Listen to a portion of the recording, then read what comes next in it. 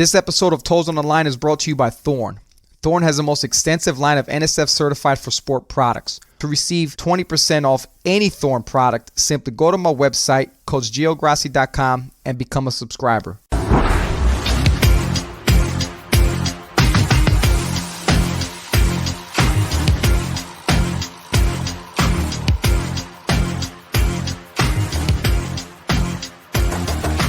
Welcome to the Toes on the Line podcast. I'm Jarwarski, and today I'm bringing on Coach Jarwarski, not Ron Jarwarski, Coach Jarwarski Beckhum from the University of Oregon. And Coach, appreciate you coming on, man. Great dude, Southern personality, so I need to have that on my podcast because people say I'm too much of New Jersey personality. A little bit of New York slang in me when they say I talk. But, hey, appreciate you coming on, Coach. All right, no problem, man. I'm glad to be on, man. I appreciate the opportunity. Hopefully y'all can understand me. I'm from Mississippi, so my voice is raspy and I'm country. So yeah, we'll see how I go. So talk about your background. So right now you're the director of speed and performance at Oregon. That's a great role. I mean, you don't really hear about people who are like the directors of the speed program. It's usually just, a head strength coach and a couple assistants. But if you could just talk about your role, how you got that role and how you started off back in Velocity Sports Performance way back in 2005. All right, no problem. But yeah, it's really a blessing to be in this situation, man. Like even way back, you talked about velocity. So that's why I learned a lot of my speed, progressions, techniques, the whole nine was from velocity. But even back then, it's like, okay, one day I want to be a director of speed, just because it was some good stuff. And the kids that we had and the improvement that they made, like some kids shouldn't be playing sports, but we used the system and it was like, man, they got better. So instantly, no, I'm using this. I'm taking this with me when I go. So I went in, learned it, all that good stuff. And over the years, I kind of made it my own with taking different things from what I learned from experience. And now I've grown it to where it's at now. But just from doing that, went into track after that. Went back to high school once I started at Velocity. Well, let me take you back. I got into all this from Mississippi State. So I had to do an intern to graduate. And so therefore it's like, okay, Coach Kroom just got to Mississippi State. And so like my advisor, like, you got to graduate. You want to take another class or you want to do an intern? So I was like, I definitely want to take another class. So I went, seen the new strength coach, Jim Now, that just got there. He was from out the LSU, the Mafia guys. And he gave me an opportunity, went into it, fell in love with it. I knew right then this is what I wanted to do. But just had got married, had a son at the time, so I had to go work. Did the personal training deal, hated every moment of it. Right. Yeah, same way, man. Same way. You go from training athletes to go out and hunt to somebody who don't want to sweat. Like, no way, can't do it. So I had a good guy, met a guy, Velocity, ended up starting out with one in Alabama, stayed there very short because of different situations, but ended up going to Memphis. The one in Memphis was there for a year, like I said, fell in love with it. So at that point, I'm like, all right, everybody's doing strength and conditioning. Mm-hmm. At that point, this is when all the new things that we're doing now, the research was back in 2003, 2004. So imagine what they was doing researching then to get to where now. So that research is happening now. So it's like, I'm going to do speed because nobody want to do speed. But of course, now everybody want to do it. Yep. Right. So I'm way ahead of the game since 2003, however many years that's been. Was like, forget it. I want to go train I want to train high school kids, become 4 or 5 stars. That didn't work out that way because you got to go high school. And young guy at the time, they didn't want to give me the ring. So I went to track. Speed, track, and a strength coach, it all go hand in hand. So I got my own team, became a strength coach, went from there, had success in that, came back home to Starkville, Mississippi, had success there, talking to the wife. I was like, I can't make $100,000 doing this. Not in high school. I didn't want to take this certification and teach. So Alabama had an intern position open, kind of passed up on the first one. I was like, baby, at the end of the summer, it came open again. I'm like, baby, it's open. What should I do? She was like, I know you're passing what you want. Go do it. So I text, email Coach Hockey, that's now the head guy in Florida, emailed him. They called me over for the interview. Boom. Got the opportunity, was there for a year, did some great things. Like I said, I'm coming from velocity, so I know a little bit of speed. So from talking with the strength coaches there, Coach Corey at the time, he was like, man, you really know this speed stuff. I'm like, Coach, yeah, I think I do. I just need some guinea pigs. So he had the receivers. Mm-hmm. Guess who was there at the time? Amari Cooper. So he's like, yeah, Cooper want to get some work in. He want to work on the speed stuff and whatnot. So I've been listening to you. I kind of trust you a little bit. So he's like, okay, but like they do a lot. So you're only going to get about 15, 20 minutes. I'm like, cool. That's all I need. Yeah, right. yeah. Went in there and it just took off from there. Did some good stuff with him because CJ had a girl that just finished track and she was trying to get prepared to go do some professional stuff. So he passed her to me. I worked with her. Then Coach Michelle, who was the softball strength coach, there's a national champion coming out from that year before. So she watched me and she gave me an opportunity with this. They call them the green light girls. So those are the girls that has the automatic steal. Gave me the speedy girls there. Yeah, I got the basketball, women's basketball, and it just kind of took off from there. So at that point, I ended up going to Grambling State because I was interning. Mm-hmm. Well, the first year, the second year, I got hired in a role. Then after that, the third year, I went and got a head job at Grambling State. So we had major success there, running the 4-quarter program, doing speed with them there. Like we had major success. Wanted to get out that level to move up. Went to Nevada with Coach Simmons out there for 3 seasons as the head speed guy there, and took care of outside stuff and did that for 3 years. My wife had a medical situation that came up. Once she got cleared to leave, we got back to Mississippi because I want to get her back close to family. Gotcha. Okay. Expensive to get them back and forth on the planes. So I'm like, I got to go home. So I knew Aaron Fels because we all came through Bama. I was leaving, he was coming. And actually, I met him while I was at Mississippi State because he was a player there. Okay. But anyway, we came up here and played them in 19. And like we checked on about my wife and told him the situation, told him we're trying to get home.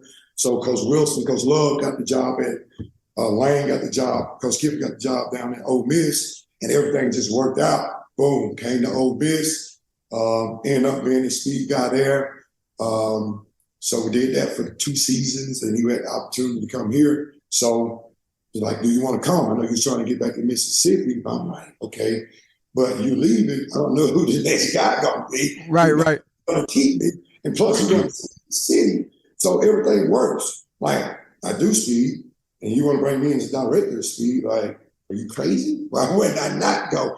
Okay, yeah, it's back West Coast, but it's a little different West Coast. It's Pacific Northwest. It's a little different than Nevada, Reno. So end up here, man, and now my role here is basically speed guys, taking care of all the linear stuff. And right now, I'm gonna change the direction. We kind of collab and make sure on the deceleration because the game is all about acceleration and deceleration. Right. So that's kind of where we're at now, trying to take the game speed component of it to the next level. Okay, that's cool. That's a great story, man. Just to have that, have that what's it called? Network of people to just help you out, in life, not just in your career, but that shit goes hand in hand. You know what I'm saying? That's pretty dope. So you're at Oregon. Do you oversee speed for everyone or just football? Just football. Just football. Okay. Now I want to pick your brain on the speed stuff because you see how a lot of people do it. You see the YouTubes, the Instagram stuff. I've always been taught, we teach the deceleration mechanics first. What are your thoughts on that? Do you teach that later on? Do you teach acceleration before deceleration? And I'm not talking hard decels. I'm talking just, landing positions and stuff like that. What's your take on that stuff? Like I try to build it and progress it all in because you got to get into the high speed decel at some point. Let's say week 1 we come in, we might work hip drop. Then we might go and use the hip drop moving at 40% of your speed, not fast, of course. And then as we go, we got to get into the high speed, right? So I may blend it in with the acceleration to get more shorter high speed decel. Okay. If I want to go longer decel with intensity, then I may switch it and put it on with max V. Of course, change the direction, it's decel all in the hole, right? So of course, you still got your station type stuff, whether it's 5 yards, decel, change direction, or 10 yards, decel. But when you got station, it's still going to be only at about 40 to 60% because you can't get up into the high velocity. Right. We're going to do the station. you kind of got to micro dose it in throughout the whole each day, to be honest, because if you're going to do it on change of direction, I don't want my change of direction to be my first day of introducing the hip drop. So if we go a high day first, we might put it in the prep, just start talking about it leading into day 2. Because day 2, I don't want to talk about too much of introducing the hip drop. I want to have a day of introduction. And then on the COD day, we can really now get that first intro out the way and go now to the second maybe progression, depending on how good the first progression was. So that makes sense, right? Yeah. I don't want to hit COD day and now introducing you the hip drop. Okay. Now, how do you program stuff from like January up until like times like July, where you're starting to get guys prepped up for camp and all that? Do you guys do like speed stuff in the early off season, like before weights, or is it just like a whole separate session? We do everything as team. So we like to do team. Okay. And then we break the weight room groups up into the 3 different groups or however particular groups we have that day. Okay. So I try to do in the winter phase, that's why I'm trying to attack, let's say acceleration, I'm going to attack my physical change. We're going to pull sleds, whether it's 80%, whatever percent they have now to use, whatever. We go with whatever we see fit for what we need once we analyze everything. So we do the physical change and acceleration. Now, top end, I look more at injury prevention component of it. So if they got a lot of backside or kickback, some guys call it, now that leads to injuries. So what I try to do in the winter is clean that up. All right, so here we had the acceleration day first. When we first got here, I'm like, Coach, they got a lot of forward lean. They got a lot of backside. So now that let me know when we got to Thursday, which is our top end day, I'm going to focus only on recovery, fixing the backside. We're not going to even chase speed on that day until we get it cleaned up. And then, of course, we got 8 weeks. We'll slowly progress out and start chasing speeds, rather using the build-ups, the wickets, the flying tens, or whatever. You can use whatever. I mean, the drills you can use, not whatever. But those are some of the things we use. So we'll lay that foundation. So whatever I want to get to in the summer, I lay it in the winter. Okay. Out the way. Once again, I don't want to get to the summer and it's new to them because you still have that big learning curve. And now with summers, you have OTAs. So a lot of the stuff you're going to have to get in that first phase because once football starts, which is normally going to start in the second phase, which is July, you don't know what's going to happen. Right. Because if the coach sees some things, now it may change, or the players may go extremely hard. That is going to dictate what you can do because we got the GPS, the numbers. So you're looking at these numbers now. Top end, I may have to bag out of intensity. I still got to get my volume because I still got to get it vaccinated for fall camp, but I may not be able to get the intensity in. So now I really got to go hit it early in the off season if I'm going to get it. Because, like I say, it haven't failed yet. You're gonna lose something in the second part of summer because everything can't keep rising.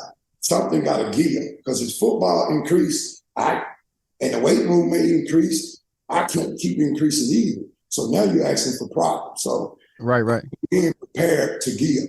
If anybody gives, it got to be us. And exactly, yeah. So I'm probably the first one to have to give before the weight room. Right, because you probably got the highest intensity demand. That's the combo word I'm looking for. Yeah. You film your guys in the winter just to identify who needs what. Like if a guy's got a bad cycling pattern or if he butt kicks too much early in acceleration. Do you film guys or is it just kind of identify them on the go? Yes, we film everything. Everything. You do film everything. Okay. Practice, conditioning, speed work. We film everything. You film conditioning. Yeah. You got to spill the beans on this one, man. I got to see what you're looking at, man. I mean, it's just a way for me. Also, just because even if we're doing tempos or whatever distance you want to use, you can still work top end mechanics. Right. Exactly. Yeah. So now we're watching, and now you can also start seeing, hey, guys are starting to break down at 50 yards, or guys are breaking down at 60 yards as far as the technique. Or on this rep or that rep. So now we can kind of go in and say, hey, guys, we got to rep 8, everything started breaking down. Or, hey, guys, when we get up to that 50 yard, let's say we're doing 110, just say, now you're getting up to the 60 yards, now everything is starting to drop. Hey, now focus on now keeping it up. So I have to kind of have a track minded. So let's say you're running to 200 on that back end or that back stretch. You got to still be trying to get those bad boys up and get the range of motion to get the force, which is going to help you move along with speed, right? And Oh yeah. Race. So I bring that side of things into what I'm looking at, even on conditioning. You know, for at a certain point, you done ran so much they're not even listening anymore.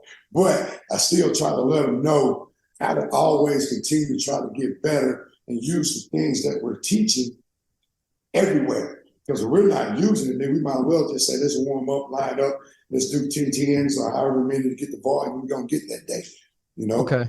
We're not gonna So I got to ask you how you film these guys. Then what, you got a cameraman running alongside them or driving alongside with you, or you got the guys up top? Okay. So we'll be on top, and of course we got a crew. Let's say we're doing max speed, and we got the fly zone. We're doing flying 10s. So now I got the zone, so they'll split the zone in half. So let's say it's 10 yards, so you get 5 in your video as they come by. Because at that point, you got a pretty good velocity, and you should be vertical. Now I can see everything I need to see. Gotcha. Right? Okay. And we'll also do a waterfall that. So now we got. So you can really see one guy. Okay. Yeah. So everything's waterfall. Even when we do our starts on the acceleration day, everything is waterfall because that way I can see it. But also I have my cell phone and Coach Shad, Coach Tupo, Coach Cody, they have their phones and their video also. So we have all kinds of different videos. So if I need to see it right now, I got it. I say, hey, go video this guy.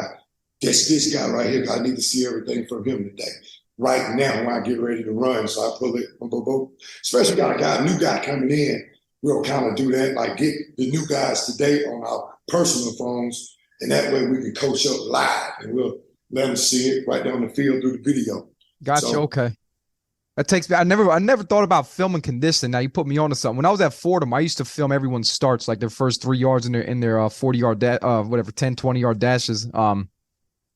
Teach guys how to get in and out of those 3-point stances and whatnot. But I'm gonna look into filming condition to see where guys start to break down. You put me onto something right there, man. Because what you say, like guys start energy leaking, you'll see probably like a potential risk at some point with a guy not being able to sustain what do you call it, like proper mechanics, maybe good movement efficiency, right? And you're crashing into the ground, wrong. Crashing into the ground, okay. Tight.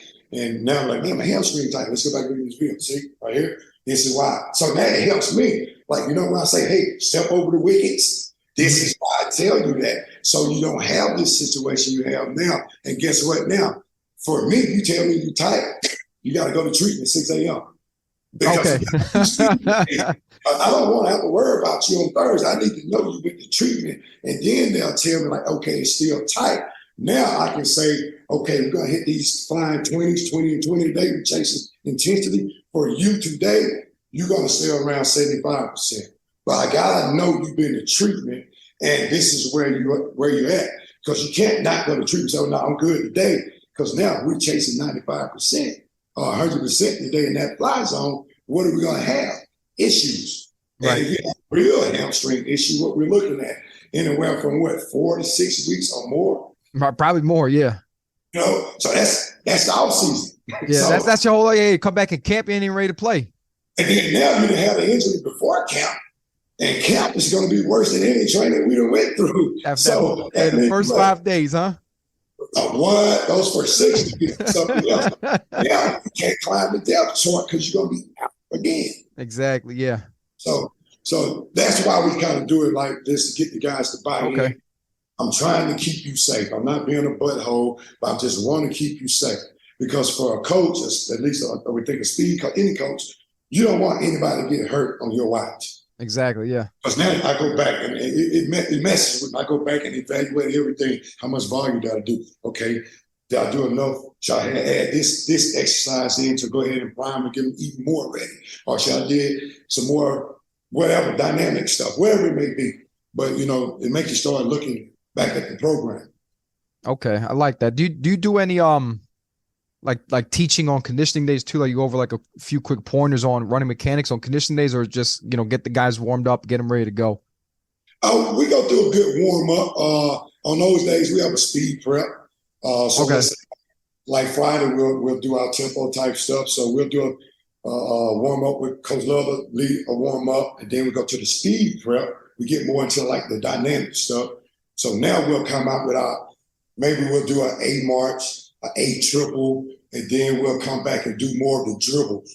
So we go, because we're getting ready to cycle, we're getting ready to turn over. So now we get them primed for that and put in their heads, hey, this is what we're going to do. This is going to be a lot of upright running. So what do we need? You got to think about the calf dribble, knee dribbles, okay? Start to feel that burn. You're going to wait for the calf, drop that step over down a little bit, protect that hammy, and just finish. Use the technique, cheek pocket. If you get efficient with the technique, you'll be good with the run. But it's just when they go raggedy, now you make everything hard because you got to experience. You got to just put out too much energy. You're on the ground too long. You're sinking in your hips. You know, you're casting out, or all that. Everything can go wrong, can go wrong. How many times you guys do speed a week? Twice. Just twice a week. Any condition the other two? Yeah, change it up. How does it go? Okay. What do you guys, 4 or 5 days a week? 4. Just 4. Okay. Yeah, I've heard, many different ways. Guys running 3 days, lifting 2. Lift 4, run 4, lift 3, run 4. You know what I'm saying? You hear a whole bunch of stuff. What have you done in your past? Same format?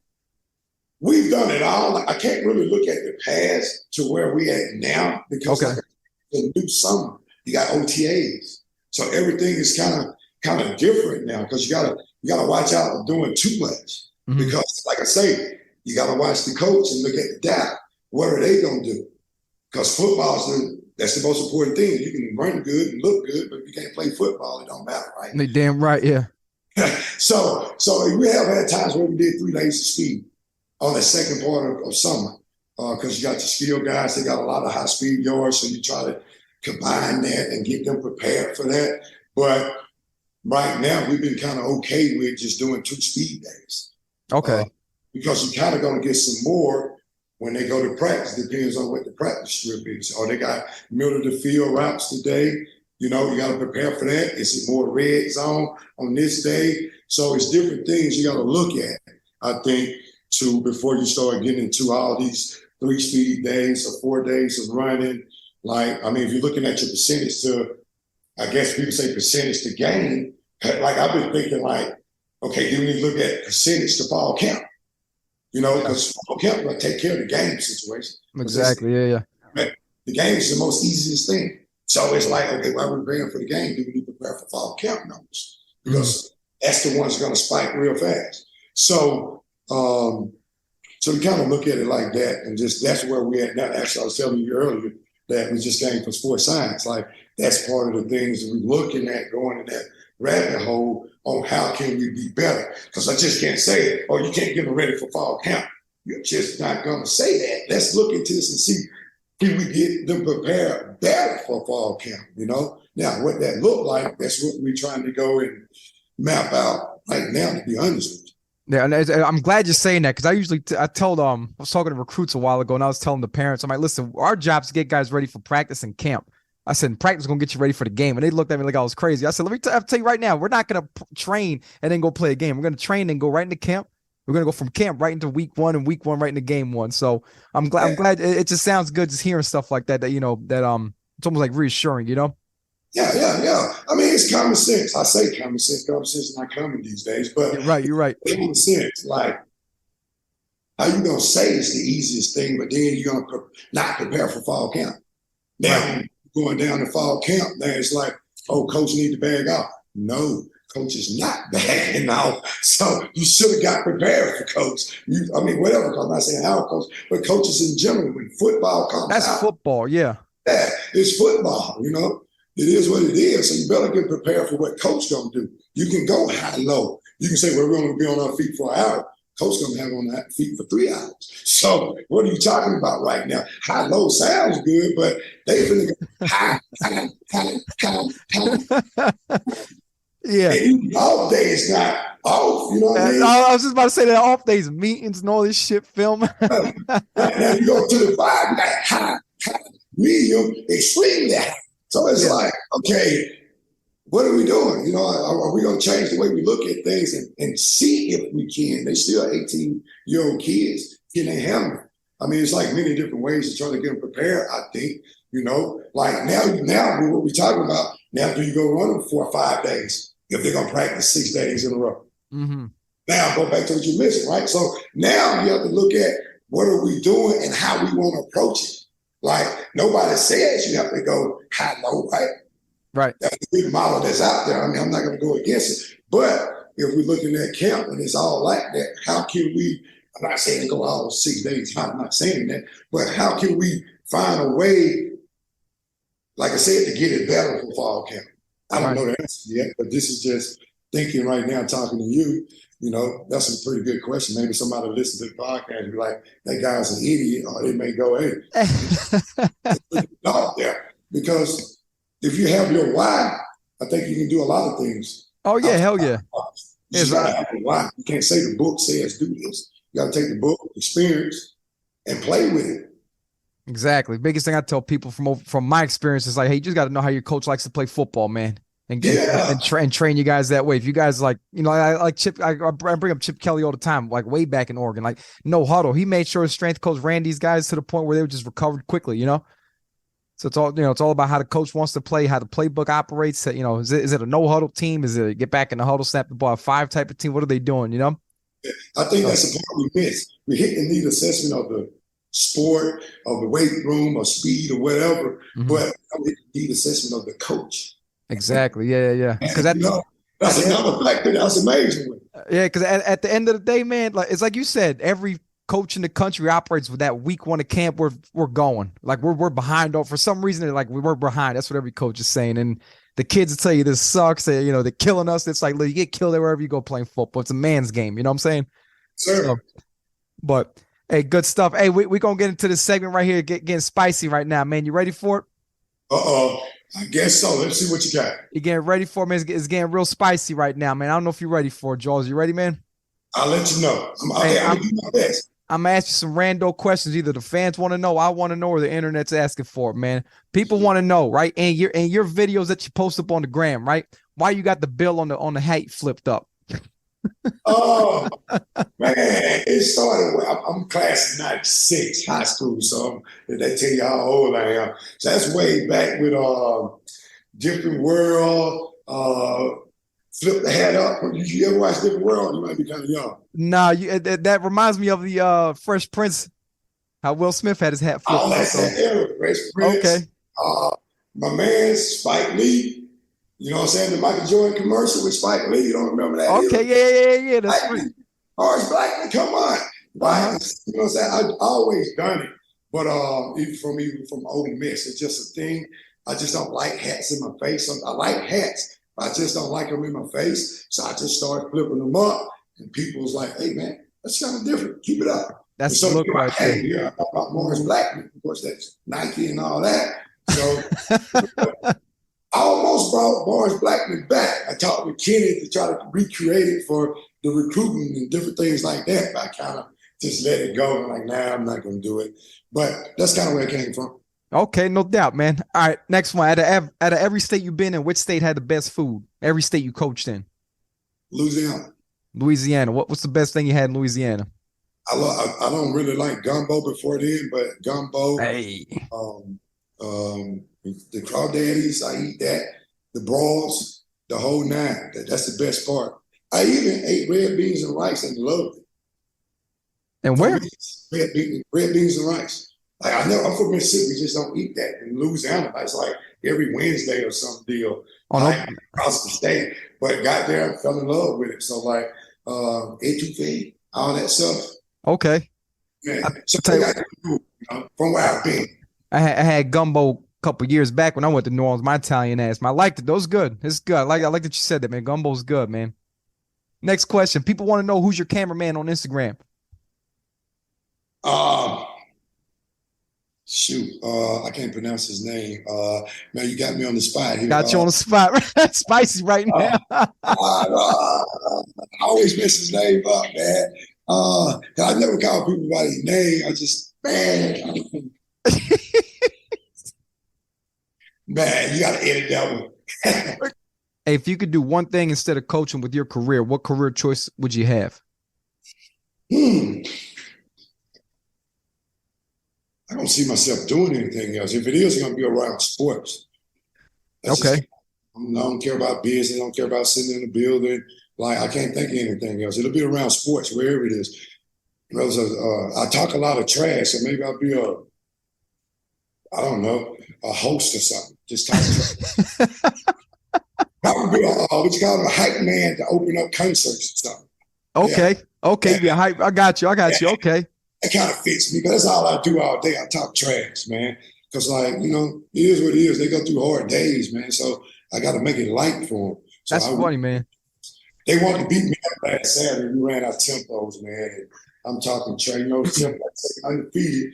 Once you hit that 8 rep, you don't want to hear nothing. But hell no. Got it turned up a little bit too much. And, keep doing your thing up there, brother. Appreciate it. Just wait till I tap in what's next when we roll back around off season. Got some other stuff coming. All right, so we touch base again when? January? Let's touch base around, let's go February. We'll have a good 3-4 weeks on our belt. Okay. So I'm going to lock you in right now. Yeah. So I'm playing with some stuff, man. I'm coming up with something. Okay. We're going to talk about it off the record real quick.